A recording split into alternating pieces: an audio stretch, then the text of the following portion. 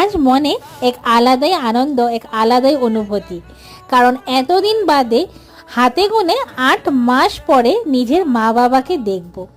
তাই ঝটপট বেরিয়ে পড়লাম এয়ারপোর্টের উদ্দেশ্যে। আর সাথে আমার পিছু ধরেছে রামধেনু।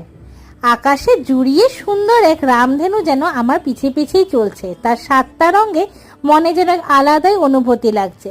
বাস পৌঁছে গেলাম এয়ারপোর্টে, কিন্তু সেইখানে পৌঁছে যেন ঘড়ির কাঁটা আর আগে বাড়ছে না। বসে বসে চোখে নিদ্রাই নেমে আসতো। তাই ভাবলাম চায়ের কাপে একটু চুমুকটাই দিয়ে নেই। তাই টুকটুক করে এয়ারপোর্টটা আশপাশ দিয়ে ঘুরে চলে গেলাম চায়ের দোকানে। কাকুকে জিজ্ঞেস করলাম একটু চাই দিয়ে দাও। বাস চা খেতে খেতে সময়টাও পেরিয়ে গেল। আর এসে বললো লাল রঙের কুর্তি পরে আমার মা, তার পিছে পিছে আমার বাবাও এসে পড়েছে। আর আনন্দে আর উল্লাসে আর কি বলে। সবাই ভালো থেকো, সুস্থ